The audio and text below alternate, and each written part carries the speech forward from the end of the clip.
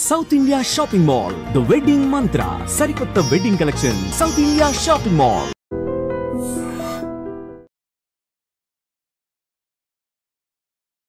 నమస్కారం, welcome to I dream. ధర్మ మార్గం విత్ విజిత కార్యక్రమానికి స్వాగతం.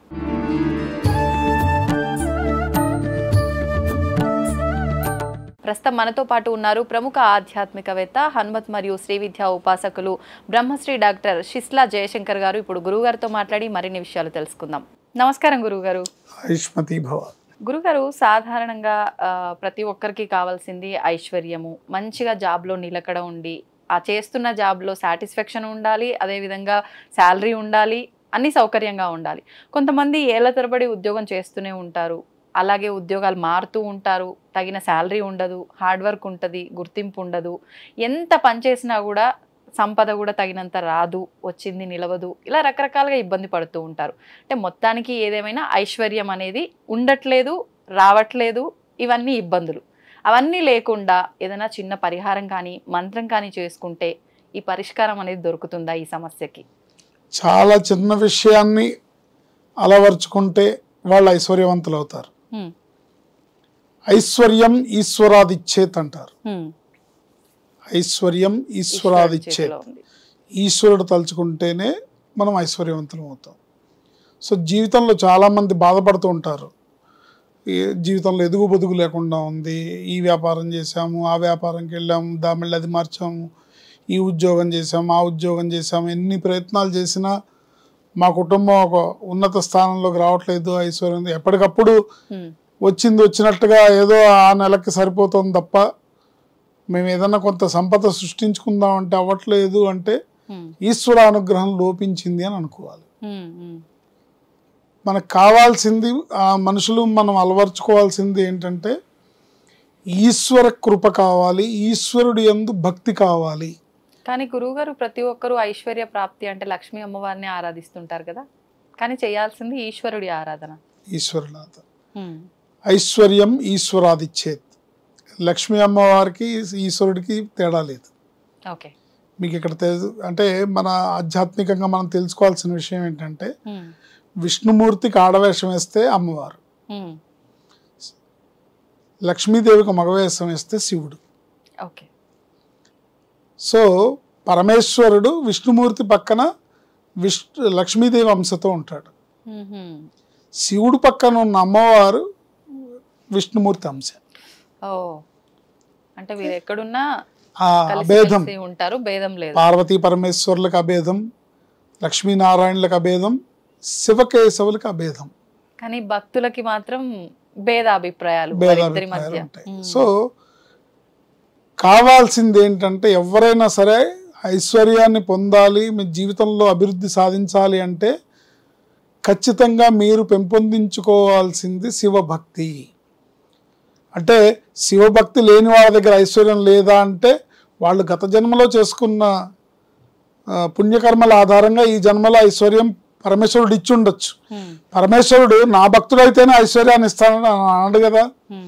ఎవరికైనా సరే వాళ్ళ కర్మలను బట్టి వాళ్ళకి ఇస్తాడు. వాళ్ళు గత జన్మలో చేసుకున్న కర్మలను బట్టి ఇచ్చి ఉండొచ్చు.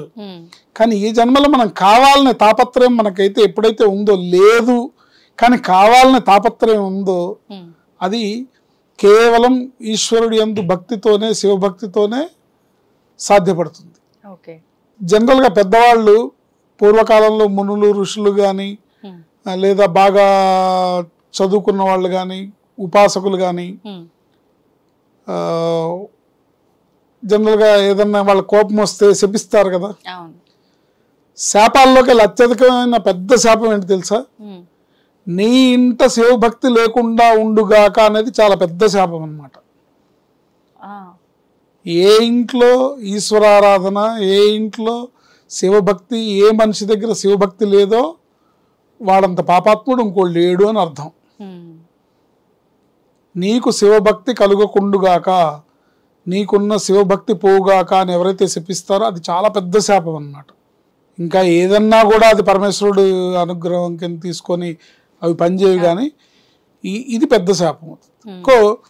మనకి గనక ఐశ్వర్యం కావాలి, ఐశ్వర్యవంతులు అవ్వాలంటే పెంపొందించుకోవాల్సిన అంశం ఏంటంటే ఈశ్వరుడి యందు భక్తి, ఈశ్వరుడి యందు ప్రేమ, ఈశ్వరుడి యందు అపారమైన నమ్మకం, ఆయన పాదాలను ఆశ్రయించటం.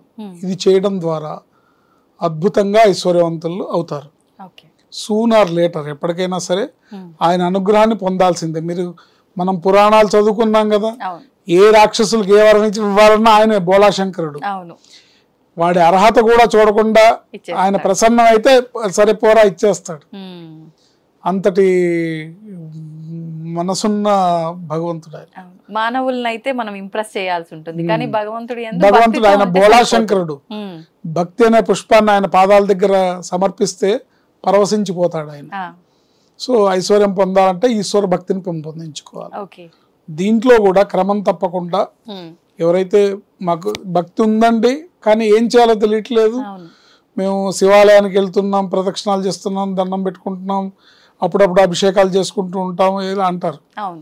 అయితే రెగ్యులర్గా ఎవరైతే త్రయోదశి రోజు ప్రదోష కాలంలో ఈశ్వరాభిషేకం ఈశ్వరార్చన చేస్తారో వాళ్ళు శీఘ్రగతిలో ఐశ్వర్యవంతులు అవుతారు. విష్ణుమూర్తికి ఏకాదశి ఎంత ప్రీతికరమో పరమేశ్వరుడికి త్రయోదశి అంత విశేషం. ఎందుకని గురువుగారు?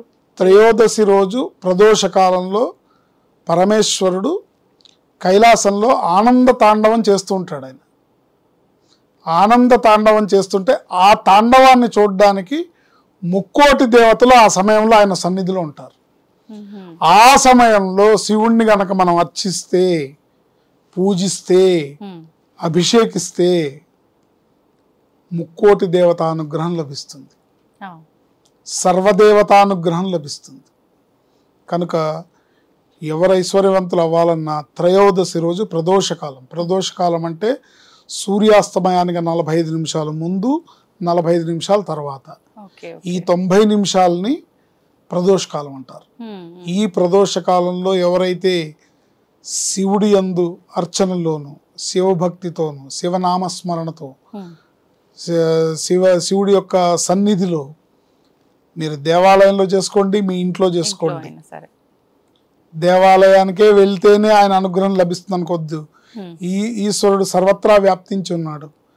మనకు కావాల్సింది చిత్తశుద్ధితో కూడుకున్న భక్తి, త్రికరణ శుద్ధితో కూడుకున్న మనసా వాచా కర్మణ, త్రికరణ శుద్ధితో కూడుకున్న భక్తి. ఈ భక్తి మనకుండి త్రయోదశి రోజు ప్రదోష కాలంలో పరమేశ్వరుణ్ణి మీకు తోచిన విధంగా, మీకు వచ్చిన విధంగా, అంటే డబ్బులు ఖర్చు పెట్టి అభిషేకాలు చేసి బ్రహ్మాండంగా లీటర్లు పాలు పోయమనో లేకపోతే పంచామృతాలు పోయమనో ఆయన అడగట్లేదు. చెంబు నీళ్లు పోస్తే పరవశించిపోయే భోళాశంకరుడు ఆయన. అలా అని నీ దగ్గర ఉన్నా కూడా నువ్వు చెంబు నీళ్లే పోసి నువ్వు సంతోషించి స్వామి అంటే కకృతి చూపిస్తే మనం ఎంత ఇస్తే అంతే వస్తుంది. అదే స్తోమత ఎంత ఉందో ఆ రకంగా మనం లోభత్వం చూపించకుండా మన దగ్గర ఉన్నదాన్ని, మన శక్తి కొలది త్రయోదశి రోజు ప్రదోష కాలంలో సాయంత్రం పూట సుమారుగా 4:45 5 గంటల నుంచి లేదా 5:05 నుంచి 7:30 లోపు శివుడికి అభిషేకము, పూజ, అర్చన తగు విధంగా చేసుకొని, ఇంకా మీకు బయట వేరే బ్రాహ్మణ్ణి పెట్టుకొని అభిషేకం చేయించుకోలేను, నేను సొంతంగా చేసుకోవాలనుకుంటున్నానంటే కనుక చక్కటి మంత్రం కూడా చెప్తాను ఐశ్వర్య ప్రాప్తికి.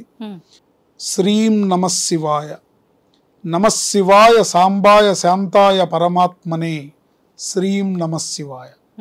ఈ మంత్రంతోని ఈ 1.5 గంటల సమయం కూడా మీరు ఈశ్వరుణ్ణి అభిషేకము, పూజ, అర్చన చేసుకొని ఆయన భక్తి పారవస్యంలో మీరు మునిగి తేలితే అతి శీఘ్రగతిన ఐశ్వర్యవంతులు అవుతారని చెప్పడంలో ఎటువంటి సందేహం లేదు.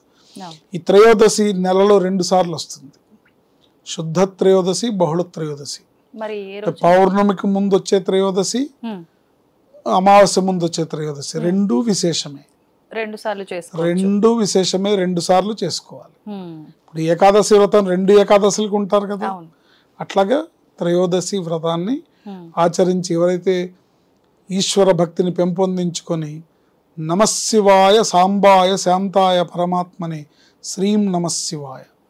శ్రీం నమశివాయ నమశివాయ సాంబాయ శాంతాయ పరమాత్మనే శ్రీం నమశివాయ అనే మంత్రంతో స్వామిని అర్చించుకుంటే అతి శీఘ్రగతిన ఐశ్వర్యాన్ని పొందే అవకాశం ఆ కుటుంబానికి ఉంటుంది. పైగా ఈశ్వరుడిచ్చే ఐశ్వర్యాన్ని ఎవరు మళ్ళీ వెనక్కి కూడా తీసుకోలేరు. ఎవరు తీసుకోగలుగుతారంటే నువ్వు చేసే పాపకర్మలే తీసుకోగలవు తప్ప వేరెవరు తీసుకోలేరు. నువ్వు పాపం చేసి ఆ పాపకర్మల వల్ల పోవాల్సిందే తప్ప ఆ పరమేశ్వర భక్తిని అలా కాపాడుకుంటూ ముందుకెళ్తే మీ వంశం మొత్తం తరిస్తుంది, వంశం మొత్తం ఐశ్వర్యవంతులు అవుతారు. తరతరాలు, రాబోయే తరాలు, భవిష్యత్ తరాలు అందరూ కూడా ఐశ్వర్యవంతులు అవుతారు. గురుగారు, మీరు చెప్పినట్టుగా ఈ త్రయోదశులు నెలలో వచ్చే 2 ఈ మార్గం ఆచరిస్తూ నార్మల్గా కూడా ఈ మంత్రాన్ని చేసుకోవచ్చా? మిగతా రోజుల్లో ప్రతిరోజు చేసుకోవచ్చు, శుభ్రంగా చేసుకోవచ్చు, బ్రహ్మాండంగా చేసుకోవచ్చు, సర్వకాల సర్వావస్థల యందు చేసుకోవచ్చు. పరమేశ్వరుడికి ఆయన భక్తికి అదుపు ఏం లేదు, దీనికి ఏం రిస్ట్రిక్షన్స్ లేవు. మరి ఇది కావాల్సింది త్రికరణ శుద్ధిగా భక్తి. ఇప్పుడు మిగతా రోజుల్లో ఆ రోజుల్లో అంటే అభిషేకం చేస్తూ అన్నారు, ఓకే. మిగతా రోజుల్లో మరి అక్కడ అభిషేకం చేస్తూ కూర్చోలేము, ఆలయంకి వెళ్ళలేము అంటే ఉన్న చోటే ఎక్కడైనా ఉన్న చోటే కూర్చొని కంఫర్టబుల్ గా చేసుకోవచ్చు. ఓకే, మీరు చేసుకోగలిగినంత సేపు చేసుకొని ఆ తర్వాత మానసికంగా నిరంతరం చేసుకోవచ్చు. ఇక్కడ మంత్రానికి యొక్క అంటే దేహానికి శుచి శుభ్రత కానీ ఆత్మకి శుచి శుభ్రత అనేది ఎప్పుడు ఆత్మ పరిశుద్ధమైనది. కనుక మానసికంగా అంటే నోట్తో అనకూడదు కానీ మనసులో ఆ మంత్రాన్ని నిరంతరం చదువుకోవచ్చు. నిరంతరం ఈశ్వరానుగ్రహం కలుగుతుంది. ఈశ్వర కృపతో మీ కుటుంబం ఐశ్వర్యవంతం అవుతుంది. నిజంగా ప్రస్తుత కాలంలో ప్రతి ఒక్కరు ఫేస్ చేస్తున్న సమస్య ఇది. మేము అన్ని రకాలుగా పూజలు చేస్తున్నాము, అన్ని రకాలుగా హోమాలు చేస్తున్నాము, అన్నీ చేస్తున్నాము, కష్టపడుతున్నాము, అయినా కూడా సంపాదన అనేది లేదు, ఉన్నా సరిపోవట్లేదు, సేవ్ చేసుకోలేకపోతున్నాం. నిజంగా అటువంటి వారందరికీ ఒక మంచి అవకాశం అనేది చెప్పాలి మీరు చెప్పిన ఈ రెమెడీ. ధన్యవాదాలు గురుగారు.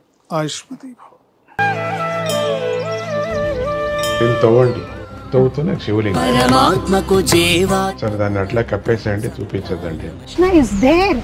మూర్తి పూజ కాదు, సాక్షాత్ బ్రజేంద్ర నందన భగవాన్ ఉన్నారు మూర్తిలో. ఏమీ ఆశించకుండా ఆరాధించే వాళ్ళు కూడా ఉన్నారా ప్రభుజీ? నిజమైన భక్తి అంటే మనకు తెలియదు కాబట్టి